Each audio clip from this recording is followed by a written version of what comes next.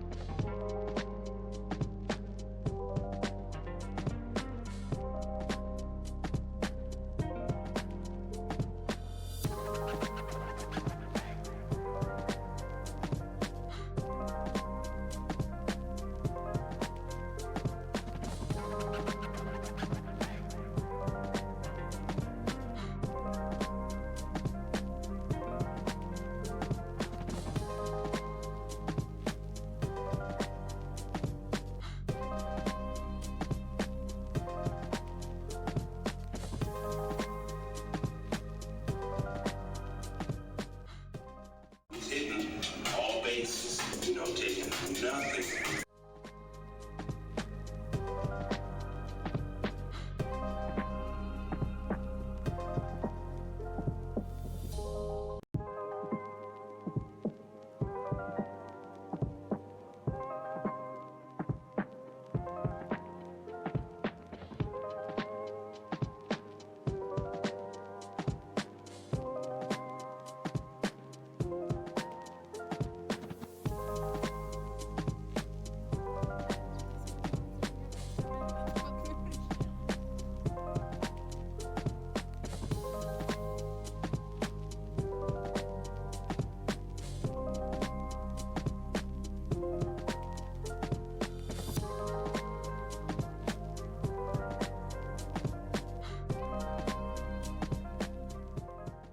As soon as we got to London Victoria Station, we decided to go straight to Buckingham Palace since it was a short walk. I think it was 10 minutes.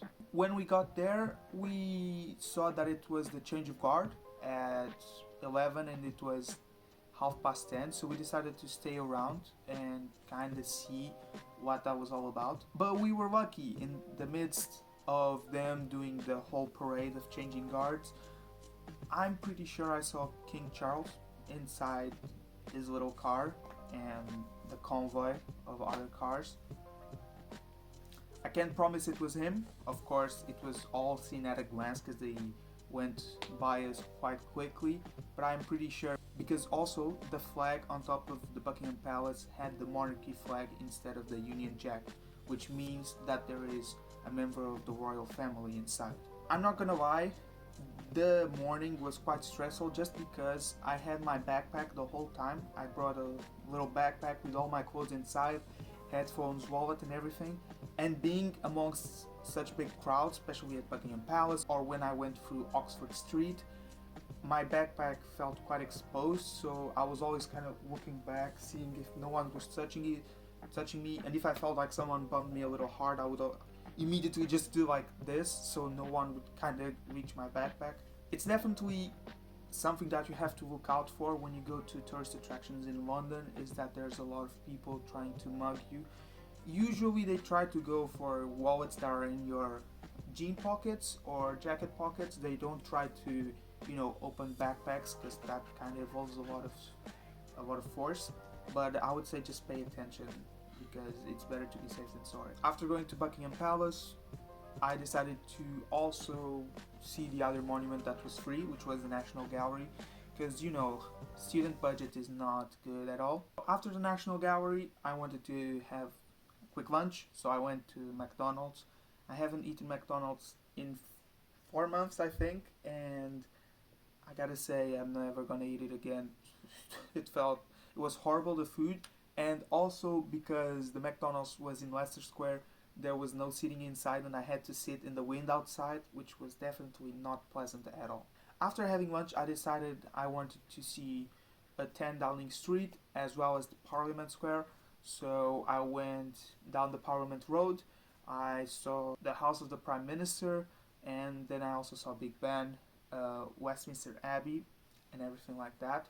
Then I decided to explore a bit of the south side. Of course, it was still close to the river, but I was still walking near the south side. My main objective first was to get to the Tate Modern Museum, but because I had a reservation at a cat cafe at 5:30 and they asked us to be there before because there were some rules they needed to explain to us, I kind of just said, okay, we're not going to do Tate today, let me just go to the hotel, check in, because the check-in was at 3 p.m, checked in, and made a little video for you guys to see the view and of course the room, and then I was immediately back out to get on the underground to go to the cat cafe. The cat cafe was honestly quite a good experience, but I was expecting more. I know this doesn't sound correct, especially because they're animals and they're not obliged to play with you or any of that, I'm aware of that, but when you pay £17.50 just to be in there with the cats, it kind of comes with that sensation of, okay, at least I'm gonna have the cats play with me a bit, but none of them were playing, they were all sleeping, so it ended up just being me there, kind of like petting cats around, seeing them sleep, and there was really no activity with them. Of course, that's not the cafe's fault, and it's also not the animals' fault. Of course, they're tired, and cats sleep a lot. Although I do have to say that Java Whiskers is a really good new thing for cafes, which is basically you can go in there, of course it costs a bit, but you can actually adopt the cats that are in the cafe. So all of them were either rescued or brought from shelter homes, and if you like the cat you can actually adopt it and bring it home with you. So I think that's a new way of kind of going and meeting the cats, because around food they tend to play a bit more, try to get to your food, and you can kind of see their personalities better. So I think that's a really cool idea. After the cat cafe, we decided to go down Regent Street as well as Oxford Street. However, it was already quite late. Most of the stores were closed. I was still able to get inside the Apple store. Everyone, as you know, everyone goes inside Apple because their store concept is actually quite interesting. After going down Regent Street, I started to look for a restaurant, but of course, being Friday night, 8 p.m., and being in Piccadilly Circus, there was really nothing that had any slots available. First, I tried to go to Chinatown because I personally wanted to try some Chinese food, but all the restaurants were saying we're all full, and the next day would only be in like half an hour. So I decided to go to this Argentinian place. It was really big, but I had never heard of that chain before. Happy, but I gotta say, the food was good. I'm not taking that away from them. In terms of like a scale of 1 to 10, it was a solid 8. But they sell you an experience. All the employees there, they are always happy. You see them even when they're at the cashier or when they're getting forks or something like that. They were always playing with each other. It kind of lightens the mood on yourself that you see that they're so relaxed. And then of course you saw the Joker. It was a huge confusion. So I was having dinner and suddenly the lights went down and the music kind of changed, and I'm like,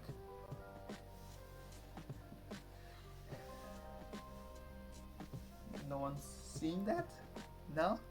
Okay. And I was like, the guys continue working normally, so maybe there's something happening. And then the guy just came out of nowhere. He ran past us. He started doing striptease on the table next to us to a pair of ladies. Maybe it was a bachelor party or something like that. And then he just started running around with like fire in his hands and stuff like that. And it was actually a real cool experience because I was not expecting that. And I gotta say, it's an experience that I'm gonna remember. And I'm going to return there just for the experience, just for the service. After having dinner, I went back to my hotel room and I decided to, since I was awake since 5 a.m., I decided to, rest, get a good night's sleep because the morning after I had breakfast included, and you already know I was about to tear that up. Everything. Croissants, bread, bacon, eggs, nothing was safe with me there. After having breakfast, I went to the Tower of London. I only saw it from the outside because, of course, student budget and timing, since I was only staying there until 8 p.m.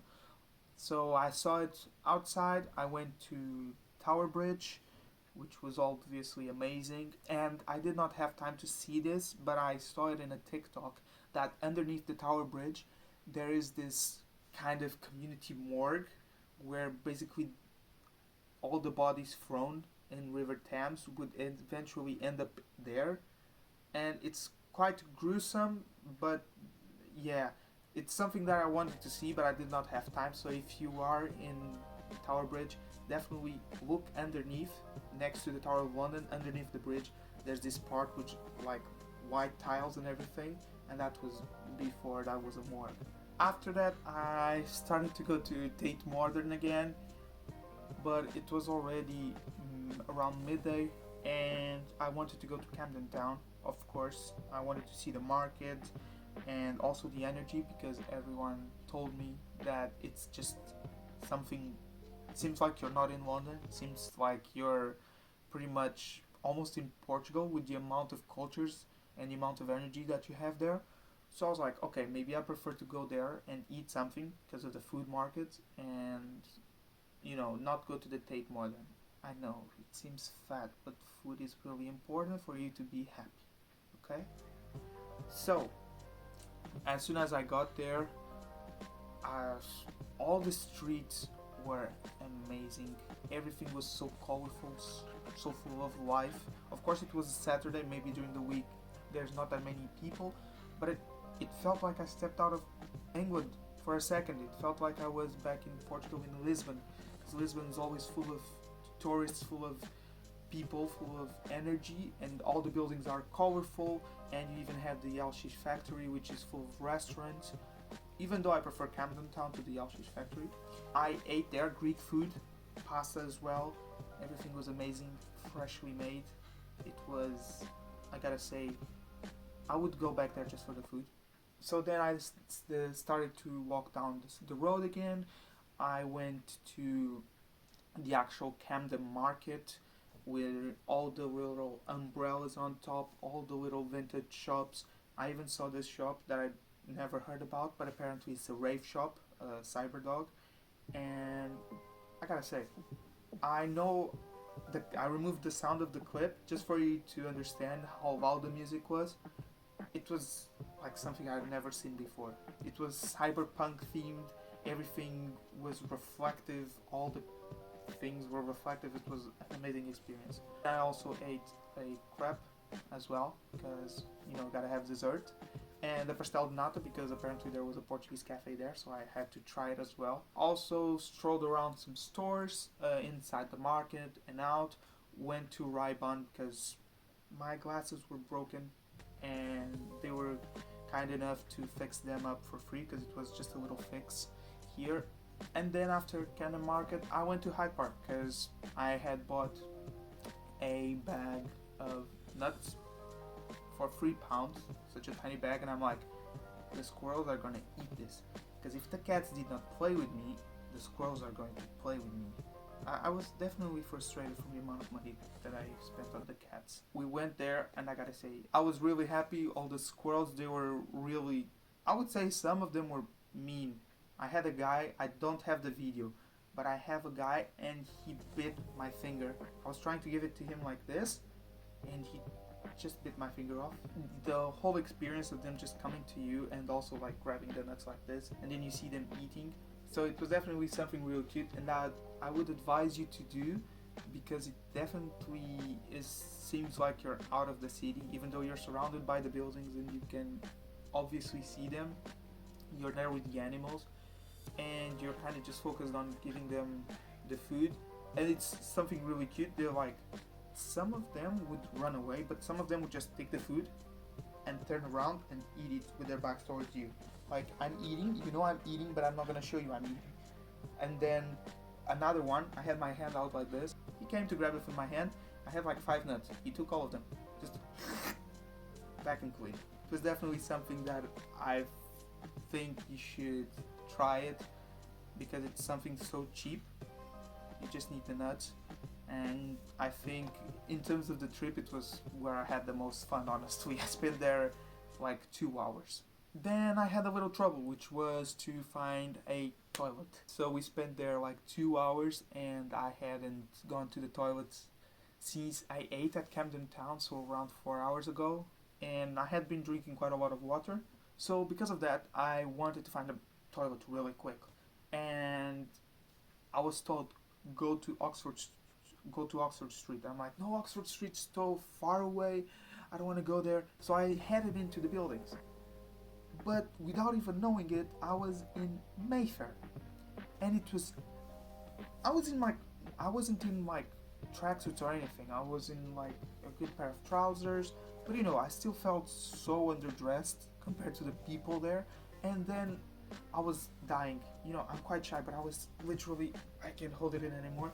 And I was just asking concierge at like restaurants and stuff, like a subtle hint, like, where can I find a toilet? Like, please let me in. And they would always be like, oh yeah, if you go there. And this guy, he told me, go to McDonald's. I'm like, okay. I went to McDonald's, there was no toilet. At that point, I was about to give up.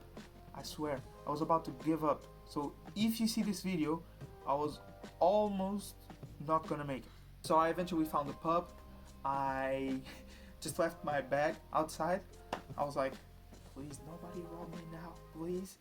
And I just went inside, and I put my jacket, I kind of opened my jacket, and I went to the barman, and I'm like, yo man, sorry, where's the toilet at again? Like I was there before, like I was drinking something. And the guy's like, the stairs right next to you, and I'm like, sorry, man. And I just went down. When I came back up, I just tapped the bar like this, like, thank you, man. And I just went out. My acting skills, I was so proud of them. So it had its ups and downs, but it was definitely an experience that I'm never gonna forget as well. And then before I went home, I went to Selfridges. I never felt so poor in my life. After Selfridges, I went to the bus station. But before, of course, being Portuguese, I had to be late. And why was I late? Because I wanted to try Shake Shack. So I tried Shake Shack, but the lady that was there was really not pleasant at all. And instead of, making a decent job, she was taking all of her time to make a. She wasn't even making the burgers. The burgers were already made. She just needed to put them in the bag. And you might be thinking, oh, but you don't know how hard it is. I worked at Burger King, okay? In a drive-thru, okay? It's not that complicated to just put things that are already assembled inside the bag and give it to a person. So please. So that was my trip to London. I hope you enjoyed it, and I hope you go there yourself and try some of the spots that I told you. The restaurant was definitely quite a unique experience. I don't know if they only make that prank on Fridays, but if you are there on a Friday, go there. The price is, understandable for what you're getting, but I would say do what I did. Basically, you have cheesy garlic bread, so I ordered two of those. I ordered a Argentinian ribeye, and I ordered two sides of fries, and that was basically it. You put the meat, I know I shouldn't say this, but you put the meat on top of the cheesy bread, and it's the best thing, and you don't need to buy two plates of meat. You just need to buy one, and you buy two entrees, and that's good. Also, follow me if you want to learn how to save money when you're traveling on a student budget. And yeah, hope you guys enjoyed it, and stay tuned for the next video. Bye, guys.